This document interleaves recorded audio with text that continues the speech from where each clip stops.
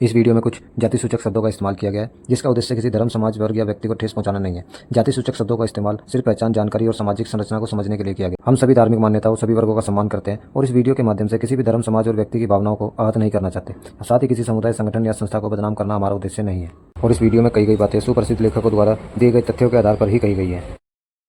अशिक्षा के कारण अपने साथ हो रहे शोषण के खिलाफ, अपने साथ हो रहे अन्याय के खिलाफ यह समाज कानूनी लड़ाई नहीं लड़ पाता। हम कई बार खबरों में देखते हैं कि आज किसी गांव में दलित युवक को मूंछ रखने पर पीटा गया, कभी किसी दलित युवक पर पेशाब कर दिया गया, कभी किसी जगह दलित दूल्हे को घोड़ी नहीं चढ़ने दिया, किसी मंदिर में दलित युवक को मंदिर में जाने से रोका गया। और हद तो तब हो जाती है जब हाथरस का बहन मनीषा वाल्मीकि रेप केस हो, या फिर हाल ही का भिवानी प्रियंका वाल्मीकि रेप व हत्याकांड केस हो। और प्रशासन का रवैया हमेशा इस समाज के खिलाफ रहता है और समाज में अधिकतर लोगों को कानूनी प्रक्रिया का ज्ञान न होने के कारण केस को कमजोर भी कर दिया जाता है। तो जब तक हम कानूनी प्रक्रिया लड़ने का तरीका नहीं सीखेंगे, और ये हम सीखेंगे कैसे? शिक्षा के कारण। जब तक हम शिक्षा की तरफ अपना रुख नहीं करेंगे तब तक हम जीतने की नहीं सोच सकते। और जीतना हमें किससे है? गरीबी से, हालात से, मुश्किल परिस्थितियों से। और यह सब कब संभव है? जब हम शिक्षा का साथ पकड़ेंगे। अगर शिक्षा हमारे पास है तो हमें कोई नहीं हरा सकता। और अगर हमारे पास शिक्षा नहीं है तो जैसा सदियों से होता आया है और जो आज भी हो रहा है वो हमेशा होता रहेगा। हमारा शोषण ऐसे ही होता रहेगा। अब बढ़ते हैं अपने अगले पॉइंट की तरफ। हमारे समाज में आज भी लगभग 60% लोग ऐसे हैं जो उच्च शिक्षित ना होने के कारण आज भी निम्न पोस्ट पर कार्यरत हैं, चाहे वो सफाई कर्मी हो, चपरासी हो, माली हो, सीवरमैन हो आदि। अगर हम सिर्फ नगर निगम की ही बात करें तो नगर निगम में जितने भी सफाई कर्मचारी हैं उनमें से आज भी 60% या तो कम पढ़े लिखे हैं या फिर बिल्कुल अनपढ़ हैं, जिसके कारण इनको नौकरियों में जो इनके अधिकार हैं वो नहीं पता, इन मूलभूत सुविधाएं क्या है ये नहीं पता। और इसी कारण नगर निगम की नौकरी में आज तक इस समाज का शोषण ही होता है। अब हम कई बार देखते हैं एमसीडी में या किसी भी नगर निगम में कभी भी सैलरी समय पर नहीं मिलती। हर महीने पूरे भारत से किसी न किसी नगर निगम की खबर हम देखने को मिलती है कि आज इस नगर निगम में सैलरी ना मिलने के कारण कर्मचारियों ने हड़ताल की है, आज काम बंद किया है। कई कर्मचारी आज उम्र दराज हो चुके हैं लेकिन उन्हें आज तक पक्का या रेगुलर नहीं किया गया है। सफाई कर्मियों को बिना सुरक्षा उपकरण के नालों में, सीवरों में उतार दिया जाता है और सीवर में उतरने के कारण काफ़ी कर्मचारियों की जहरीली गैसों से मौत भी हो चुकी है। और फिर उसी मृत कर्मचारी का परिवार उस कर्मचारी के मुआवजे के लिए, नौकरी के लिए कार्यालयों के धक्के खाता है। लेकिन फिर भी किसी उच्च अधिकारी या किसी सरकार का इस ओर ध्यान ही नहीं गया। अगर इस समुदाय की किसी सरकार को, किसी राजनेता को याद आती है तो वो सिर्फ आम चुनाव के वक्त याद आती है।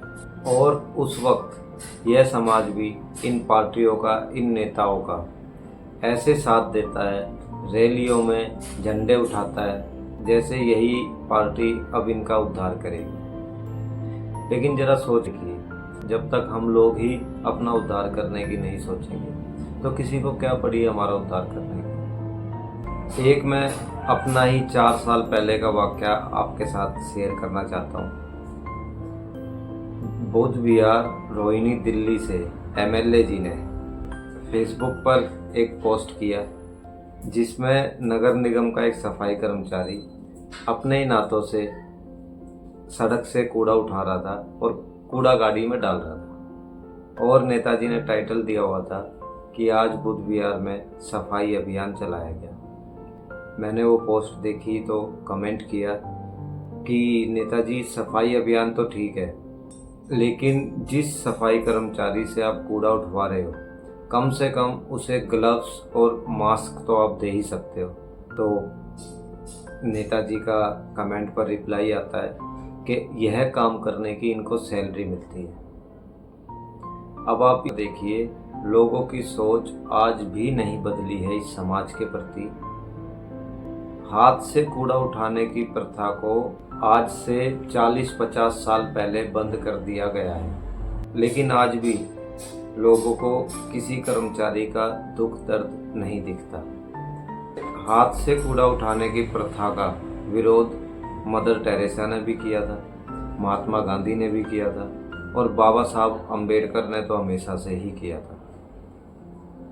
लेकिन आज भी लोग इन कर्मचारियों के दुख दर्द को देखने को तैयार नहीं है। मैंने नेताजी को फिर से रिप्लाई किया कि नेताजी, सरकार इनको सैलरी के साथ सुरक्षा उपकरण भी देती है, वो कहाँ है? नेताजी का रिप्लाई आना तो दूर, नेताजी ने वो सारे कमेंट्स ही डिलीट कर दिए। मेरी सभी नगर निगम से इस वीडियो के माध्यम से यही गुजारिश है, सरकार ना सही लेकिन डिपार्टमेंट को तो कम से कम अपने कर्मचारियों की फिक्र होनी चाहिए। जहां आज भी लोग बिना सुविधाओं के नालों में उतरते हैं, सीवरों में उतरते हैं, जहां आज भी लोग बिना वेतन के 2-2, 3-3 महीने तक नौकरी करते हैं, जहां आज भी लोग बिना मेडिकल सुविधाओं के अपनी जान को हथेली पर रखकर ये नौकरी कर रहे हैं। अपने कर्मचारियों को कम से कम सुरक्षा उपकरण तो जरूर मुहैया करवाएं। अब बढ़ते हैं अपने अगले पॉइंट की तरफ। हमारा अपने बच्चों को ही सही से गाइड ना कर पाना। अब अक्सर हम देखते हैं इस पीढ़ी में अधिकतर माता पिता या तो अनपढ़ हैं या फिर ज़्यादा पढ़े लिखे नहीं। अब ये पीढ़ी पढ़ लिख कर आगे बढ़ना तो चाह रही है, लेकिन किस फील्ड में जाया जाए इसका अंदाज़ा हमारे बच्चे नहीं लगा पा रहे। क्यों? क्योंकि उन्हें गाइड करने वाला कोई नहीं। कई बार हम बच्चों की एबिलिटी पहचानने में गलती कर जाते हैं। बच्चा अगर खेल कूद में आगे है तो हम उसे खेलने कूदने से रोकते हैं। आप उसे खेलने कूदने दीजिए, क्या पता उसी खेल में बच्चा तरक्की कर जाए, आगे चलकर एक अच्छा स्पोर्ट्समैन बन जाए। अगर बच्चा पढ़ने में या लेखन कार्य में आगे है या कहानी गढ़ने में आगे है तो उसे उस चीज़ में सपोर्ट कीजिए, क्या पता बच्चा आगे चलकर एक अच्छा लेखक बन जाए। कई बच्चे हम देखते हैं जिनका मैकेनिकल कामों में काफ़ी इंटरेस्ट होता है, कोई बात नहीं, इसमें कोई बुराई नहीं है। आप बच्चों को मैकेनिकल काम भी सिखाइए और पढ़ाई लिखाई भी साथ में करवाइए, क्या पता बच्चा आगे चलकर एक अच्छा मैकेनिकल इंजीनियर बन जाए। और हमें अशिक्षा के कारण यह समझ ही नहीं आता कि अपने बच्चों को किस फील्ड में भेजें। तो यह सब देखिए जब भी संभव है जब हम शिक्षा का साथ पकड़ेंगे।